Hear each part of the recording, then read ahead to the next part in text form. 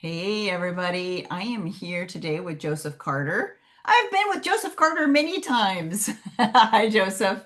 You are Hello. one of the co-authors of Drops of Wisdom, Points of Power. And your transformational story is in this book, which is now available in ebook and soon to be available in print.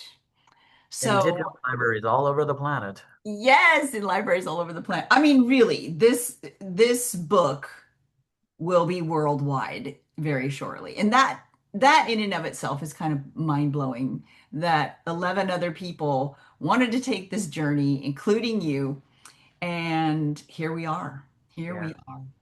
So I'm gonna you and I like to play off of each other, don't we? And you especially love to play. And your story is titled My Journey with the Work. And you know, it is the work, this, and it is the journey that we're on. And it had all these different facets. And early on in the story, you are describing yourself as a practitioner, and you make the statement, I see and sense and feel that my job is to be helping people awaken and cultivate the healing in their hands by putting it into practice. Ooh, that's a juicy line in there, Joseph. You want to talk about that a little bit? Yeah. Um, Hey, yes. uh, so, uh, I learned it about myself early on. I'm hands-on. I want to learn and do something. I worked for a while with the Academy for Guided Imagery. Their motto was learn one, see one, do one. The quicker you can get theory into practice, the more you can literally fit it to your hands, like a good tool fits your hands. Working gloves fit your hands. All right. So the if I'm going to learn a plant, I want to ingest the plant. I want to have that plant whatever way is appropriate while I'm studying the plant. Um, I, I, I may have put this story in there. I'm not sure, but when I was at Berkeley, I did a botany class because I was in general ed, so I could do any class in the entire catalog. And that's fun. That's play. Okay. So, botany on learning the wildflowers of Northern California, the endemics, the special ones. Okay. So, every Tuesday and Thursday, you get to the lab 8 in the morning, which is ridiculously early for me as a college student. But I get there anyway. Okay.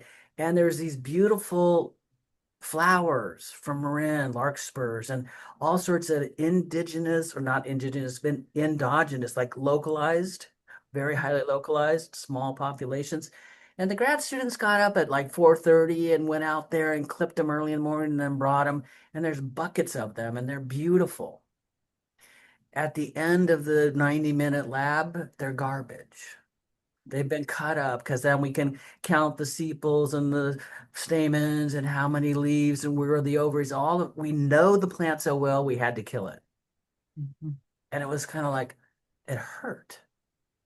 mhm. So going out into the field to experience the plant was more me, more real. It felt better. Okay. When I get something like an oil, okay, I'm going to study it. I'm going to look it up. Somebody sends me a new one, something like that. And then I'm going to look it up and I'm going to be under the influence of the plant medicinal, why I'm learning the plant medicinal, because then the flavors will make sense to me, Mhm. taste wise, olfactory wise, and experientially. Yes. We talk a lot about that a lot in AcuAroma Therapy about having that embodied experience. That's the word right And there. yes, embodied. And that's one of the beautiful things about this modality. But you talk about acuaromatherapy as woven together via multiple threads throughout your career. And I know you didn't start out as an acuaromatherapist, but you had some really unique places that you spent some of your formative years Yeah. in Hawaii and mountains and fields of Yosemite and in Santa Cruz. And how did that form your relationship with nature and then your relationship with the plants as we know them as essential oils? Well, that's a small question. I know. Well, okay, I'll go to Santa Cruz first because that's probably uh, my first embodied experience of energy work, and that is right, body surfing in Santa Cruz. Okay, and so you're in the ocean and you finally learn to dive under the wave, not get blasted over by it. And then you finally learn to kick hard enough and swim hard enough to get into a good place of the curl of the wave. And then you feel yourself lifted and you know, a line I use with patients is motion is lotion, but it's like it's glorious. It's like it's a free ride, it's like and it's gonna close out. You're gonna end up on the beach, hopefully not on rocks, okay? But that I have to expend energy and then I receive energy and get to move with it. So that for me is like I felt myself as a particle in a wave. Okay. And I was part of the energy that was waving. So energy in motion. Um, Mhm. and it was hella fun. Yeah. I got to do that a good bit in Hawaii too. And then I was at Berkeley. I got really tired of it. I crashed the car. I'm in recovery. Did all sorts of stuff's going on. And I get an offer to help build a house in Nevada City. Okay. Actually, a small town outside of Nevada City called Rough and Ready. It's a town in California that seceded from the Union for the Civil War. They were Mm. Confederates in the midst of all of California. Anyway, my hands, I got to shape things. We had plans to build a wall. I got to cut the pieces of wood, hammer them together. Some of them were mortised, fitted and joined. And then at the end of the day, you put the wall up and space is embodied and you see that I help make something. So Mhm. to be able to do the energy work and help someone's body relax, feel different, feel better, okay, really feel more relaxed and then able to self-regulate, that that just feels good. It feels fun, okay? And the um the plants, Tiffany and others, Tiffany Carroll and others will use the word ally. The plants are our allies. They're co-evolutionarily, we're co-allies. They came first. We want to have a chance to breathe. I'm trained as an ecologist. They're the primary producers. We get the benefits. Okay, we eat them. Okay, and we get to taste them, smell them. All right, and that has, I mean, the system, it's an ecosystem, so inputs and outputs, but they completely influence each other while they're transforming. Okay. Mhm. We're not simple catalysts where we go into something and then we come out and we're the same. As soon as you mix together, you change. Absolutely. Yeah. Absolutely. This is one, I mean, it's most of my work these days is matching point to person and then oil to point and person and finding out what's the right blend. And I'm not really one that thinks there's a perfect one, but there's one that's serviceable. And if I know a point from my Chinese medicine about this will be good for this person, and then I give them a selection of oils and they go, I really like that one. I go, my work here is done. They've picked the oil, and we're we're on the same planet, okay? If you think in terms of like Thich Nhat Hanh's inner being, um, how could we not? That the Buddhists have an idea of mutually co-arising. It's because we live together, we have lived together. We're presently these organisms with our time frame. Plants have a different time frame and they're a different organization, but they have a lineage. Mhm. So, there's redwood trees from a long time ago that are alive in the redwood trees right now. Mhm. Oh, I don't And I want to. always like to think of it like the breath. Breathe in, breathe out. There's that give and take, Yeah, yeah. giving and receiving. Your sister, one of your sisters, Maggie, introduced Yeah. you to essential oils. And you say in the book, I began practicing my version of aromatherapy before I knew anything about aromatherapy as a practical science. So, um, nowadays we're used to a 5 or 15 ml bottle and a cap like this. Okay.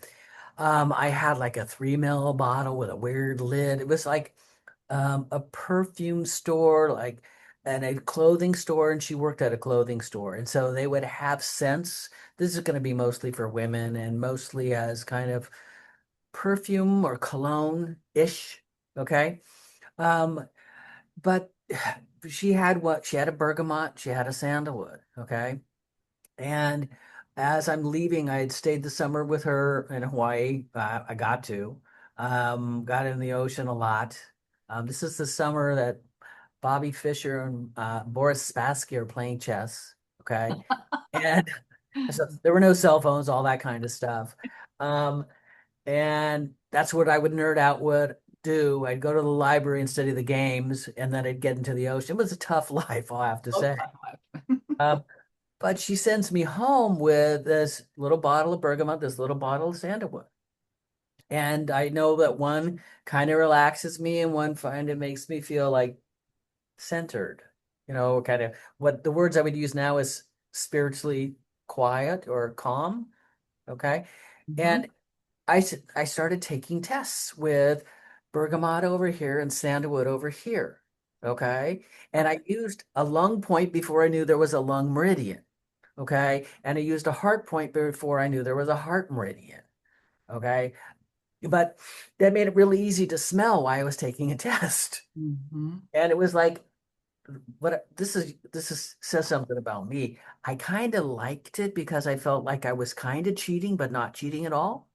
Because I was using these plants to help me do well. You Um, had this secret code on how to do your tests. but it's like, so I was doing mood medicine for myself, dealing with the anxiety of testing so I could get to a place I would test well. Okay. So literally, that was one of my first wellness practices. And it was intuitive. I mean, you kind of stumbled on it, but it was still intuitive in a way. Yeah. Uh, Yeah. you could use the word instinctive, you could use the word intuitive. Um, I didn't plan to do it. It was gifted to me. Oh, this would be good for that. All right. And then I tested it and doing it. I got to use this stuff. Okay. And then I got a good score. You know, what There's a it correlation. yeah, what it says on every shampoo bottle, lather, rinse, repeat. So if it works, do it again. Again, yes. Yeah. Yeah. Well, I have one final but sort of big question for you because I'm curious to see, you know, what you really think of this. How do you see the relationship between plant intelligence and the body's energetic meridian system?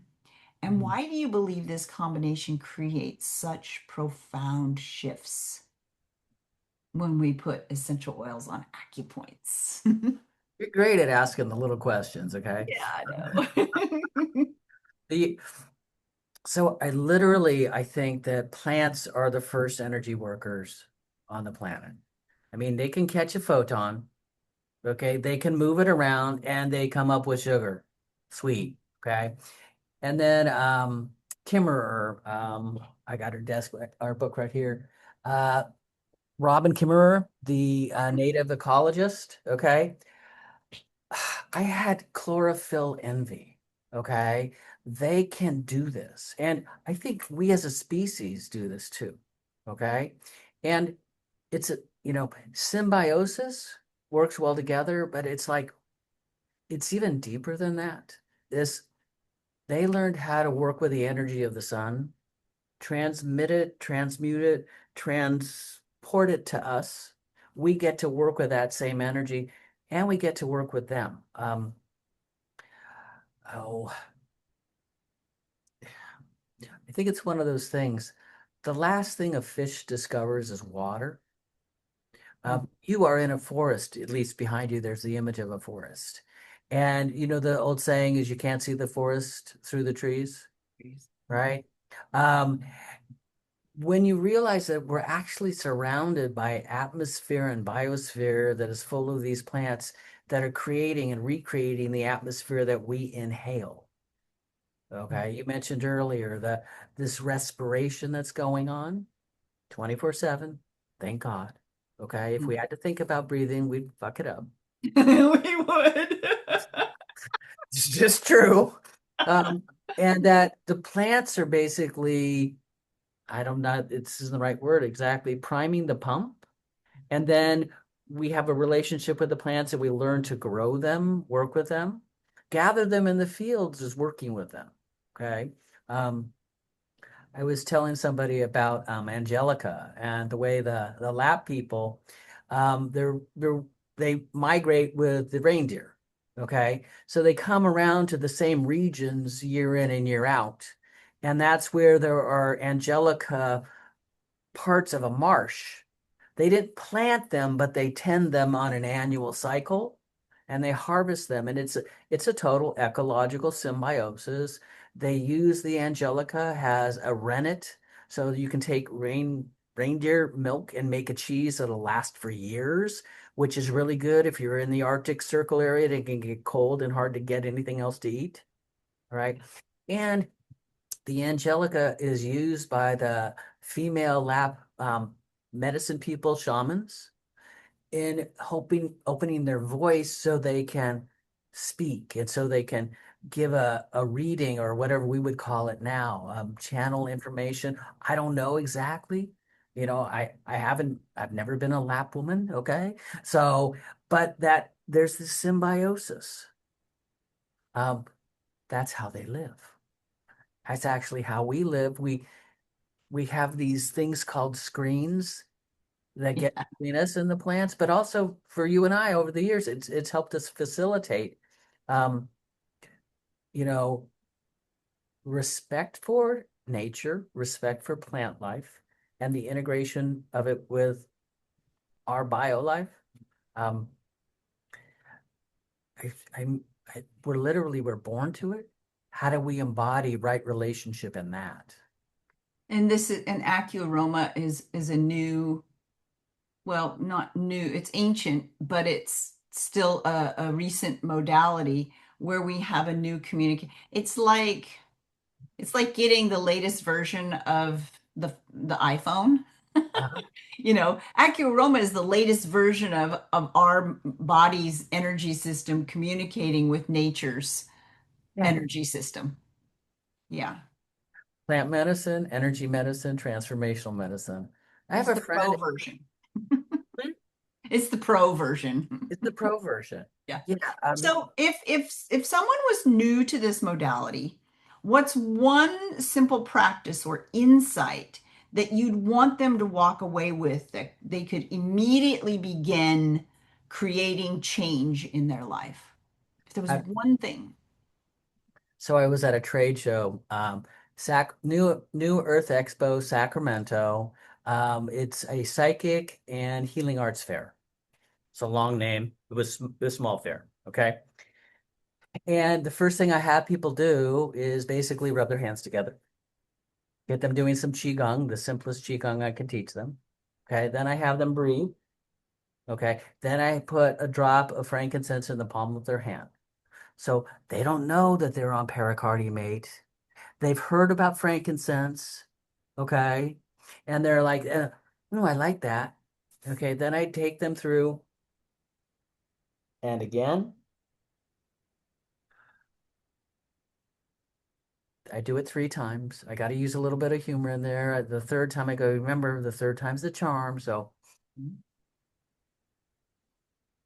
everybody in the room is relaxed. Everybody in the room is calmed down. They know it, they feel it, they in fact are embodying it. Immediately, how do I do that again? In some form comes out of the questions. Okay. I got them hooked. Okay. But they had a feel for it. Okay. Yes. They could feel energy work, the way the plant material and the breathing. transformed their experience in less than 30 seconds. So they knew an oil, Hmm? they knew a point, Hmm? and they just breathed in and out. Yeah.